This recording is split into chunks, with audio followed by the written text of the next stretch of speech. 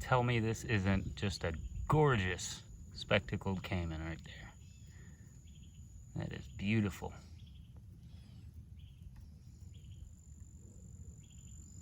Beautiful.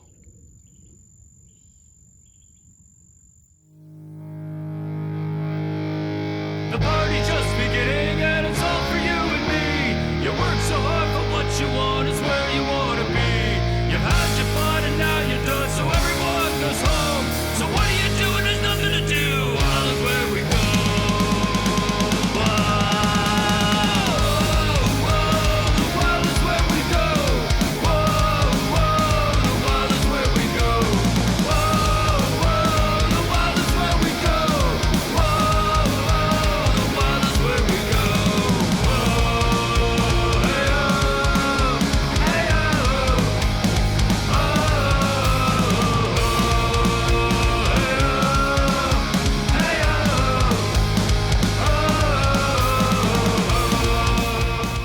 So I'm just getting a little work done around the park today, and while I'm walking around in the enclosures, I figured why not get some footage of it and see what we're doing. The other thing, I've been wanting to do something for a while, or at least a video, and talk about the green stuff that's all over the ponds. So in a lot of our videos, you'll see the green stuff in the background, and a lot of the guests that come into the park when they're visiting, they don't say anything, but they're looking at the ponds and we know what we're thinking. So one of my favorite questions to ask our guests while they're here is, what do they think that green stuff is? And 9 times out of 9, the answer is always algae or pond scum, or sometimes people say moss or pollen or something weird. But for the most part, I mean, yeah, it looks like it would be algae. So just to give you an idea, so the guests are, this is the fence right here. So this is like the guest view. So from where you're seeing this right now, that's how they would see it. So from a distance, you can't quite tell what it is. It just looks like a green slick. But what it is a tiny, tiny, tiny little plant called duckweed. And duckweed is a really good natural water filter. So algae would be bad. You know, this kind of a bloom would be toxic, and it probably wouldn't be safe. Oh, Trapper, it made me jump. That frog just freaked out. I bet you anything Trapper's sitting right there near the edge right now. So I'm gonna get closer in a second and get some of the duckweed, and so you can see it up close, and hopefully we'll be able to see it on camera. But it's super tiny. I mean, like grain of rice size small. So this little tiny leaf with a little hair root, and there's probably billions of them just sitting there floating on the surface of the water, and it cleans the water. So where algae would be toxic, to this extreme at least, it would be toxic. Duckweed is cleaning the water and filtering the water. So if we did a cannonball off the dock there, it's going to be crystal clear all the way to the bottom, or at least close to it. Oh, look, you see his back there in the background? I don't know. He's sneaking up on us. I'll pretend like I don't see him. Blah, blah, blah. There's a giant alligator lurking in here somewhere. All right, so let's get a little closer and see if we can steal some of that duckweed, and yeah, and we'll see if we can get a better view. So I'm going to turn this around real quick. Hey, buddy, what are you doing today? Hi. Now, Trapper is, and I know the video isn't doing it justice, or him justice, but he's about 13 feet long, 600-700 pounds. We talk about him a lot in our other videos, and anytime we get other folks coming out and filming. But yeah, he's big, so I don't know if he's going to do much. He's just seeing what we're doing. But take a look at what the duckweed does, though. It allows him to hide better.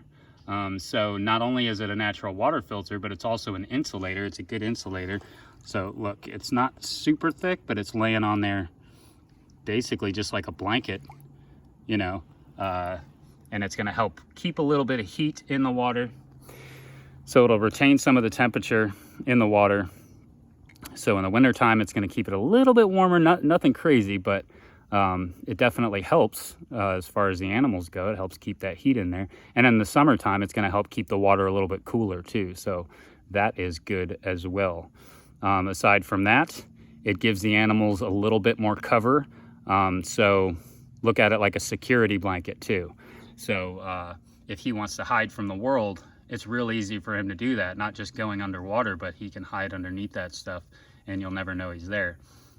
For hunting strategy purposes, he can absolutely get really close to the edge of the water, and you'd never know he's in there. So, or at least close enough to the edge, and then they can jump up and grab a hold of, you know, a bird or raccoon or anything that's lurking on the edge. And he's not that far off of the edge of the land here either. So he's only about maybe 5 feet away from me, if that. So he's not very far away. So that's pretty neat. So he gets to do that, but look at, wow, there he is. Look at that. So he can pop up just like that. Oh my God. What are you doing? I just need the duckweed, bro.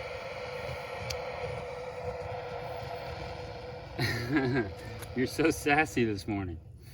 Sassy? Did I really just say that? I just said sassy.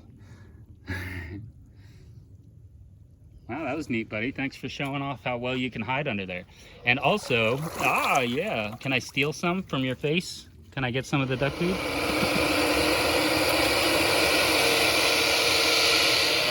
Is that a no? You don't want me to touch your face today? That's all right. I'll just grab right in here a little bit. I'll get some from the water. Thanks for coming and playing with us, though. You're a good boy. You are a good boy. He's awesome. This alligator is one of my favorite animals to work with. Just personality. Each animal has their own personality, just like people or anything else. And it's not anthropomorphizing to say they have their own personalities. And anyone that says otherwise is, I don't quite know what they're talking about. Everything has its own personality. He just happens to have a really, really good one. He really excels as far as the training goes.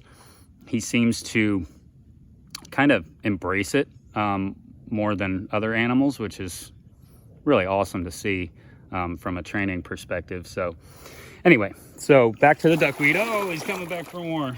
You just wanted to splash my shoes, didn't you? Look, you got it all over me. Sent your little tidal wave up. Got me all soaked. Sounded like a truck tire losing air.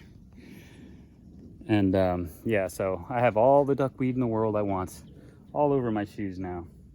And Trapper's just kind of back there. I guarantee if he could giggle, he'd be giggling up a storm right now. So he is enjoying his pool today, though. It's nice and warm in there. It is on the cool side today. So, you know, that's why I got the jacket on for Florida. It's cool for Florida, not most people's standards.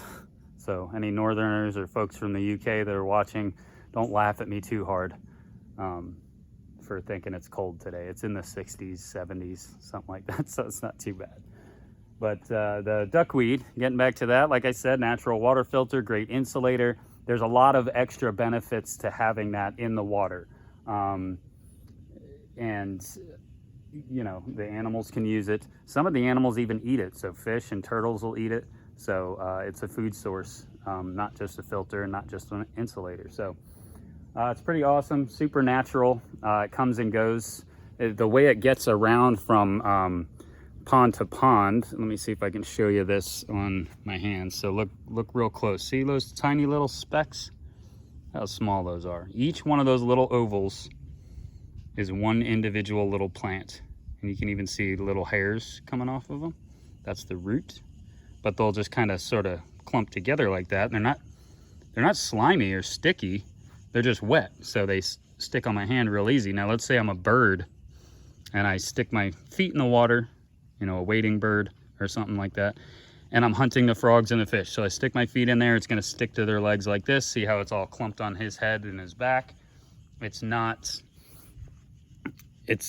growing on them, it's not stuck on them, it's just sitting there because it's wet. Go back and watch when he first lunged out of the water. That turbulence washed it right off his back. So at one point he didn't have any on his back at all. So it'll just wash right off. same thing with my hand or a bird's legs, let's say. So the feet go in the water, it sticks to the legs, the bird flies off to another pond, and as soon as they dip down in that pond, it's gonna wash right off. And just this little clump right here, just this little amount is enough to get that kind of growth started in a new pond or a new waterway. Duckweed does not like fast moving water, so you're not really gonna see it in an open river area. Or any water areas where there's a lot of flow. But if you're, let's say, canoeing down a river and you come across one of those little offshoots, those little lagoons off to the sides where it's slower moving water, not quite stagnant, but slow, then you will see duckweed and other types of water plants growing up as well. So anywho, just wanted to show off the duckweed a little bit and talk about that a little bit more. We reference it in quite a few of our videos, but we haven't really talked about it too much. So there you go. There's your introduction into duckweed and what that is.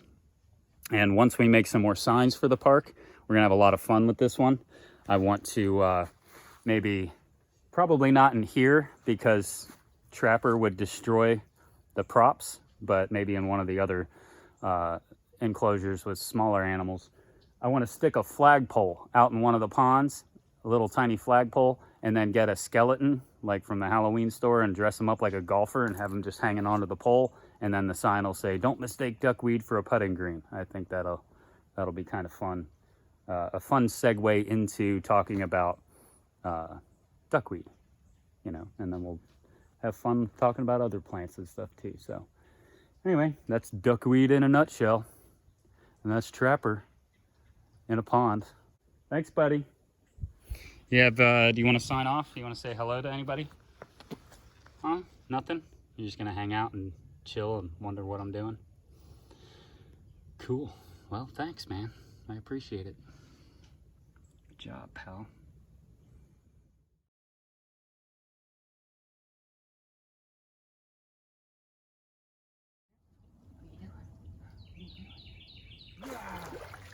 That's a good boy. Come on. What do you want to do? You want to hang out? Yeah. Good boy. You're a good boy. Yes, you are. Thanks, buddy. I'll be back. Okay? Be back. We'll play.